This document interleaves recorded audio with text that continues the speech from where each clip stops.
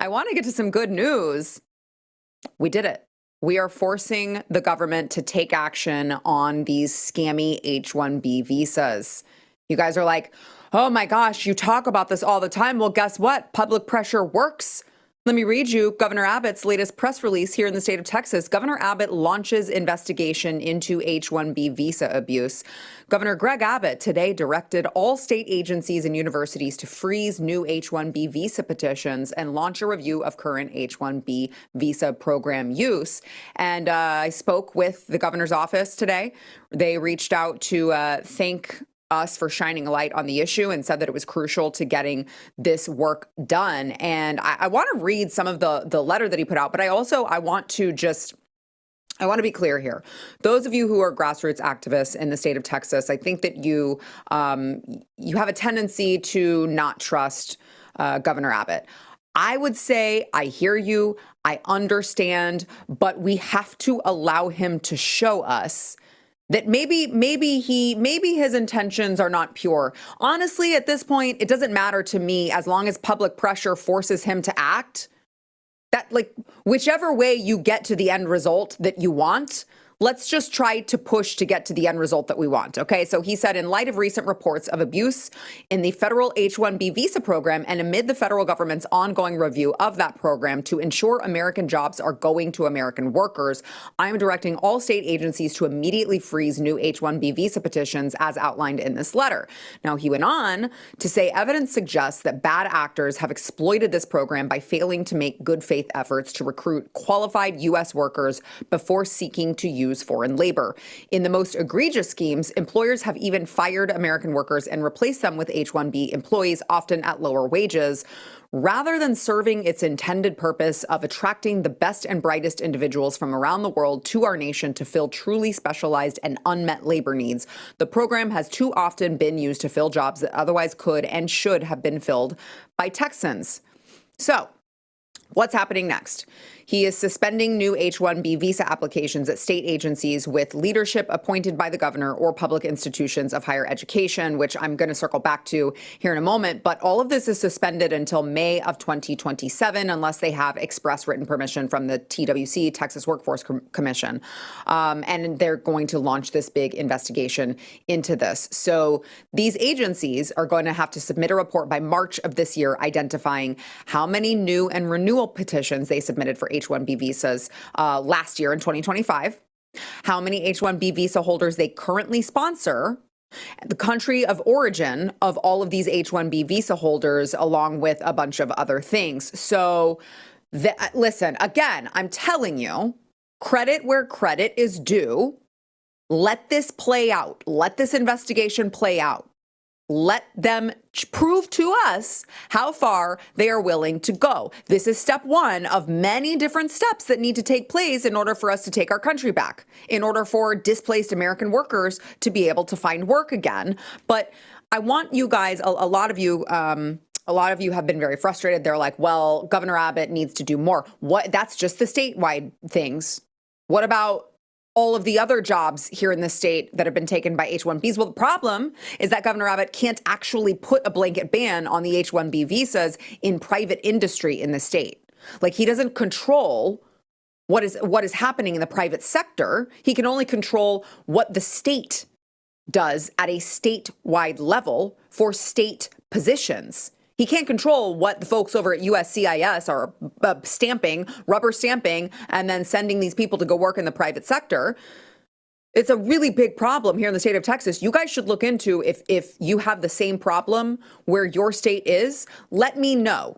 Let me know if your state sees similar numbers in the comments, and make sure, by the way, that you are subscribed, smash the like button, and comment and tell me what state you are in where you are seeing this type of accelerated H-1B approval issues. In Texas, there were 2025, there were 41,571 beneficiaries or individuals approved for H-1B visas.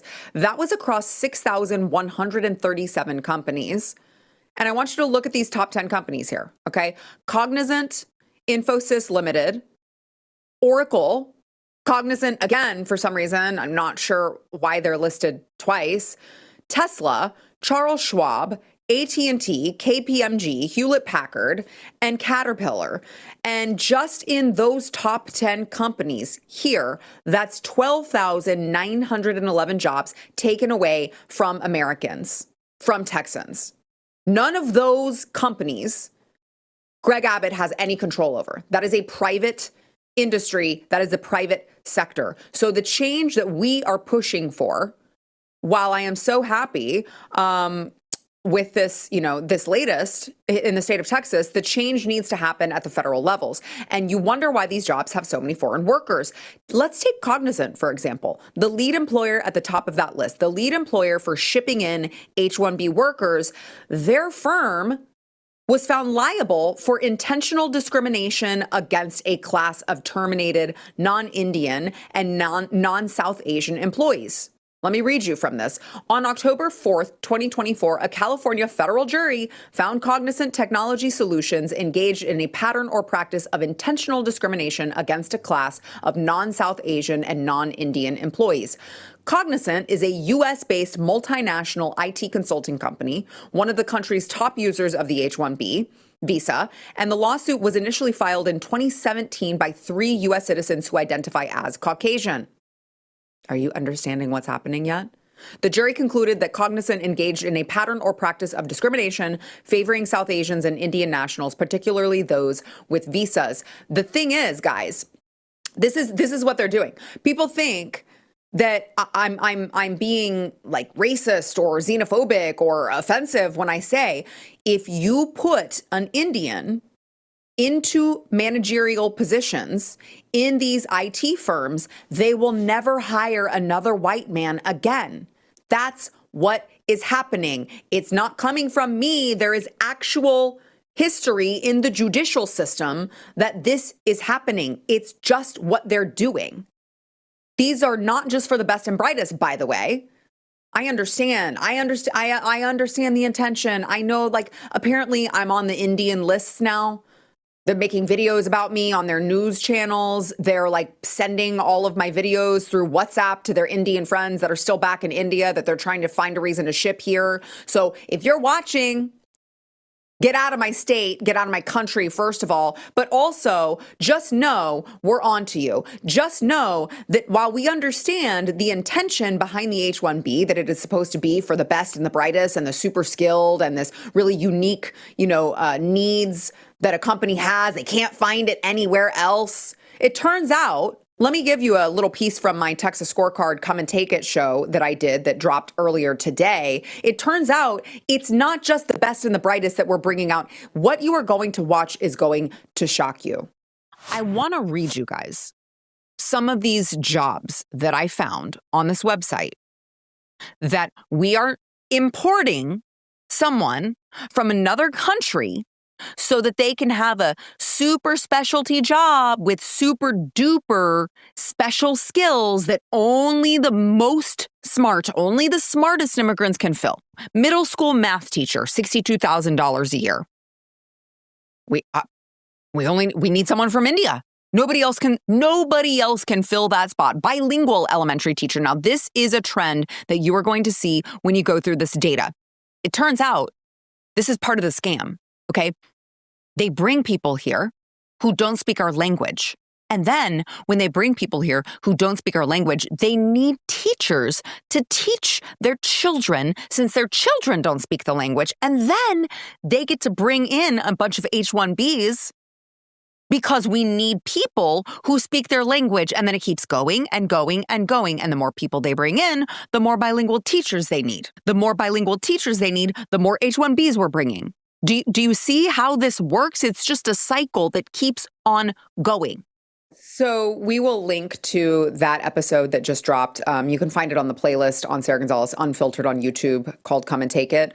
But when we go through the list of the petitions for these H-1B visa jobs, it's shocking and it's infuriating. One of them was like an athletic trainer for Texas A&M. Oh, wow, really? We can't find anyone who can be an athletic trainer in our own state or in our own country? Get real. Get real. The country that dominates the Olympics every 4 years, We're looking everywhere. No athletic trainer can be found. Like, give me a break. Get real. I just don't believe that. So we're not stopping. Obviously, public pressure works. We're going to expose every aspect of this racket, from the H-1B visas to all of the other visas that feed off of them, like H-4 visas. We've heard you guys. We're getting your emails. We're going through them. Now, we are getting a ton of emails, so give us some time to go through them. But it turns out, yeah, your spouse can just get a visa too. If you're on an H-1B, the kids too.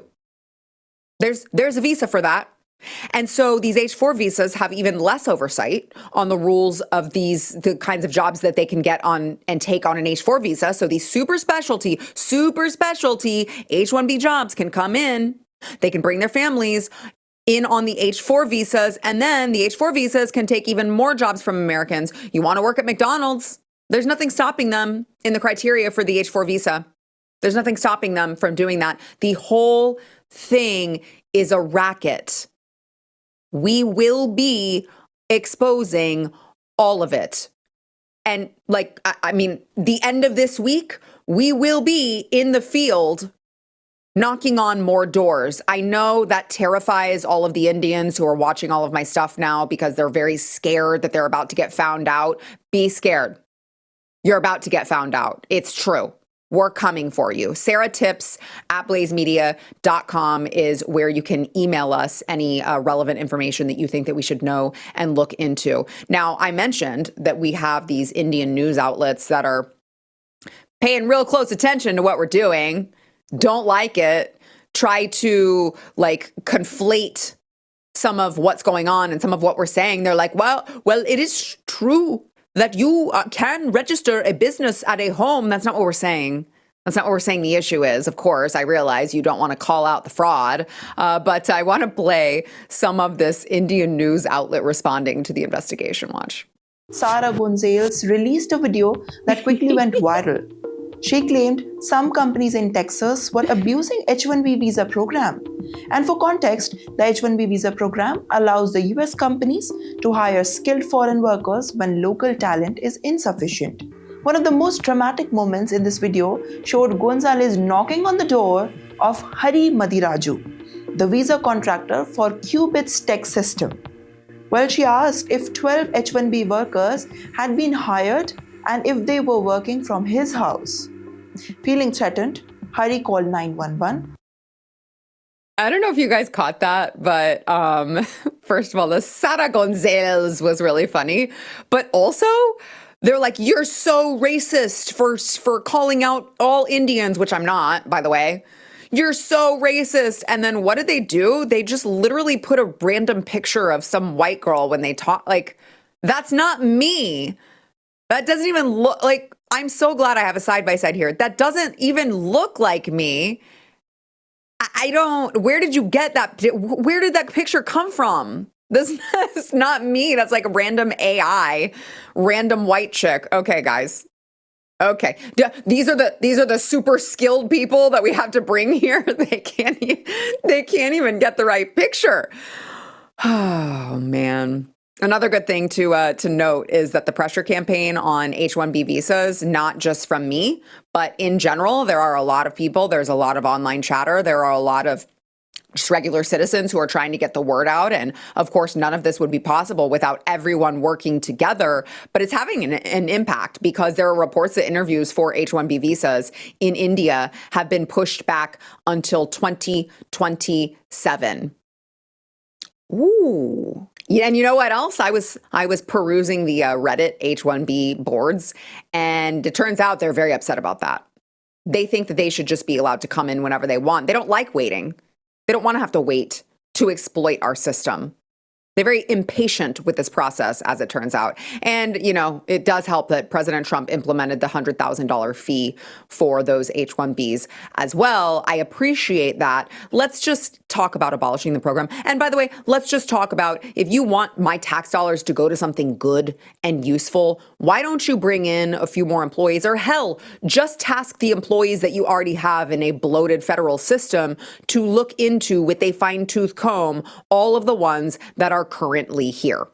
All of the ones that are currently here. Now, I also want to point out in this Indian news thing, whatever it is. They're like, oh, the H-1B system is there to hire all these amazing Indians when local talent is insufficient. And then she went on to say this. Well, the Trump administration have made the H-1B visa very risky. High fees, blocked renewals, social media checks, and interview delays. Well, imagine traveling to India for your visa and being stuck there for months away from home and family, especially your work. Indian IT companies are adapting by hiring more American workers, automating the repetitive tasks, and shifting more work offshore. Can you think about it? Just one policy and shifting everything. Infosys and TCS have now 60% American staff, while HCL has 80% of it. And automation is helping to reduce the reliance of H-1B visa. Maybe exactly what Trump administration wanted. Oh, hold on, ma'am. First of all, I could only understand about 25% of that. Second of all, if you're able to automate your jobs can just be automated now, why would we import anyone here in the first place? We can just give Americans jobs for American companies and then do the automation, but none of that should involve importing a foreign worker here. You're disproving what you think that you're proving. I don't want you to think that I'm just all about problems either, okay? I understand it can feel a little bit like, okay, Sara, like you're just complaining about something, but what is your solution? Well, I want to just tell you guys, go over to theblaze.com and read the op-ed that I wrote. It's called America Should Eliminate the H-1B and Replace It with This. And what the this is, go read it. No, I'm kidding. I'll tell you. The EB-5 visa, because the EB-5 visa actually is an investment in America. It's an investment in the American economy. It's an investment in American workers. And the EB-5 says, okay, if you would like to invest $1 million into creating a new American company, and you are able to give 10 Americans permanent full-time employment, so you're investing in our economy, you're investing in American jobs, you're investing in American workers, then you can come in. We will allow it. But we should no longer allow, go check that out on theblaze.com, but we should no longer allow foreign workers to just come here and displace us, not assimilate, buy up a house, put like 3 generations in there, and basic supply and demand says now your costs go up. Why do you think young people can't afford a home? So I'm just saying, I'm all for solutions. I think that we can always look at bringing in someone who is going to benefit our country, but that's not what the H-1B has turned into, and we need to blow the whole thing up. We will have much more on that. And I heard word on the street is that the Indians are very scared because, as it turns out, they're the ones who are doing most of the fraud